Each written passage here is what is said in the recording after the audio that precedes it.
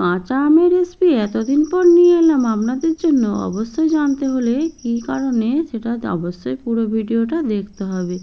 তো চলুন, কাঁচা আমগুলো ভালোভাবে ধুয়ে নিয়ে জল গরম করে নিয়ে ভালোভাবে সেদ্ধ করে নিয়েছি। তারপর দেখুন আমের খোসাগুলো ভালোভাবে ছাড়িয়ে নিয়ে আমের কাইটা বের করে নিয়েছি। আম থেকে ভালোভাবে কাইটা বের করে নিয়ে দেখুন এরপর কি বানাচ্ছি।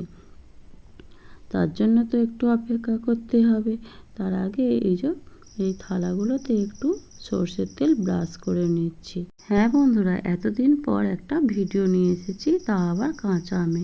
এখন বাজারে কাঁচা আম অ্যাভেলেবেল নয়, কিন্তু এই ভিডিওটা অনেক দিন আগে, যখন বৈশাখ মাসে কাঁচা আম ছিল তখনকারের ভিডিওটা বিভিন্ন কারণের জন্য আপনাদের সামনে শেয়ার করা হয়নি। তো যাই হোক, ভিডিওটা আজকে নিয়ে এসেছি, অবশ্যই পুরো ভিডিওটা দেখুন কি বানাচ্ছি। কাঁচা আম দিয়ে আমসত্ত্ব বানাবো, ওর জন্য কড়া গরম করে নিয়ে 1 কেজি পরিমাণ চিনি দিয়ে দিয়েছি। এরপর অল্প করে জাল দিতে দিতে চিনিটা ক্যারামেল তৈরি করে নেব। বেশি জাল দেওয়া যাবে না, তাহলে চিনিটা পুড়ে যাবে।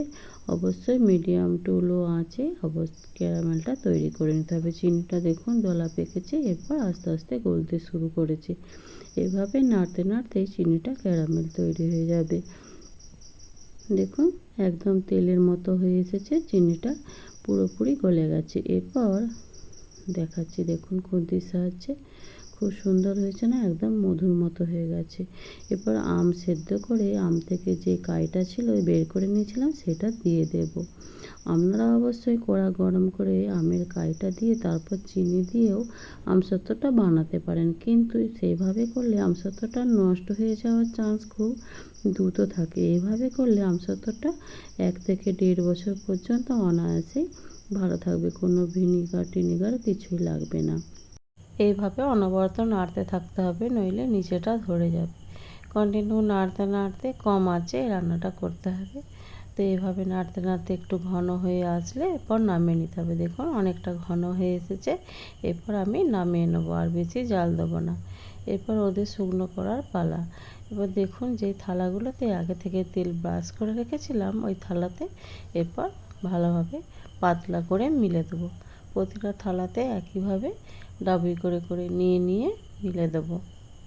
এইভাবে করে ভালো করে চাড়িয়ে নিয়ে রোদে শুকনো করে নিলে অনায়াসে উঠে আসবে। যেহেতু তেল ব্রাশ করা আছে সেই জন্য উঠতে কোনো সমস্যা হবে না, একটু শুকিয়ে গেলেই উঠে আসবে। তো সমস্ত থালাগুলোতে আমি দিয়ে দিয়েছি একইভাবে। তো আপনারা ভিডিওটা কে কোথা থেকে দেখছেন অবশ্যই জানাবেন। আর এখন তো সিজনের আম পাওয়া যায় না, তবু অনেকের 12 মাসে গাছের আম হয়, তারা চাইলে অবশ্যই বানাবেন।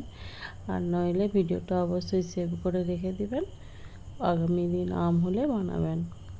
দেখুন আমি সমস্ত থালাগুলোতে আমসত্ত্বটা কড়া থেকে নামিয়ে নিয়ে চাড়িয়ে দিয়ে দিয়েছি। এরপর এটা আমি রেখে দেবো, একটু ঠান্ডা হয়ে গেলে ছাদে রোদে দিয়ে চলে আসবো। দেখুন ঠান্ডা হয়ে গেছে, এরপর আমি রোদে শুকনো করে নেব। তো যাই হোক, রোদে শুকনোর পদ্ধতিটা দেখাইনি, রোদে শুকনো করে নিয়ে চলে এসেছি। এরপর একটা একটা আমসত্ত্ব থালা থেকে তুলে নিয়েছি। দেখতেই পেয়েছেন কত সুন্দর হয়েছে। এত সুন্দর হয়, যতক্ষণ না বাড়িতে বানিয়ে খাবেন বুঝতেই পারবেন না। মানে দেখে বুঝতেই পারছেন কতটা সুন্দর হয়েছে। অবশ্যই যদি এইভাবে একবার ট্রাই করেন দেখবেন কি মজা। আমসত্ত্ব আর কিনে খাওয়ার কোনো বাজার থেকে প্রয়োজন পড়বেই না। একবার এইভাবে বাড়িতে বানালে বারবারই করতে চাইবেন। অতি সহজেই হয়ে যায়, কোনো ঝামেলা নেই। দেখতেই পেয়েছেন কত সুন্দরভাবে হয়ে গেছে। সমস্তগুলো থালা থেকে আমি তুলে নিয়েছি। এরপর ভালো করে কেটে নিয়ে জারের মধ্যে ভরে রেখে দেবো। তো দেখুন আমি সমস্তগুলো কেটে নিচ্ছি, আস্তে আস্তে দেখাচ্ছি একটু কেমন হয়েছে। দেখুন এদিকটা শুকনো করতে করতে আমার ছেলে একটু তুলে খেয়ে নিয়েছে, বলছে আমি লোভ সামলাতে পারছি না, একটু খেয়ে নিই। তো খেয়েছিল, তো বাকিগুলো আমি সব তুলে নিয়েছি, একটা একটা করে কেটে নেব। কত সুন্দর দেখতেই পেলেন। তো চলুন এবার এগুলো আমি কেটে নিই। এরপর একে একে সমস্তগুলি আমি গোল গোল করে প্রথমে লম্বাভাবে ছুরি করে কেটে নিয়ে গোল করে পাকিয়ে রোল করে রেখে দেবো কাঁচের জারের মধ্যে ভরে। তো দেখতেই পেয়েছেন কত সুন্দর হয়েছে। সমস্ত আমসত্ত্বগুলো আমি এই একইভাবে কেটে এই কাঁচের জারের মধ্যে ভরে নিয়েছি। কত সুন্দর হয়েছে না? তো কে কোথা থেকে ভিডিওটা দেখছেন অবশ্যই জানাবেন। আর ভিডিওটা এতক্ষণ ধরে দেখার জন্য আপনাদেরকে কিন্তু অসংখ্য অসংখ্য ধন্যবাদ। সাথে থাকবেন, এইভাবে ভালোবাসা দেবেন। একে অপরের সাথে থাকলেই আমরা এগোতে পারবো। আমরা যদি আমাদের সামনে যে ভিডিওগুলো আসে পুরো ভিডিও না দেখে লাইক কমেন্ট করি, এতেও কিন্তু আমাদের রিচ এনগেজমেন্টটা কমে যায়। তাই বন্ধুরা সবাইকে অনুরোধ করছি অবশ্যই ভিডিওটা পুরো দেখে তারপর একটা সুন্দর কমেন্ট করবেন। কেমন লেগেছে অবশ্যই জানাতে ভুলবেন না কিন্তু। তো যাই হোক, সমস্ত আমসত্ত্বগুলো আমি কাচের বয়ামের মধ্যে ভরে নিয়েছি। এরপর এটা সংরক্ষণ করে রেখে দেবো।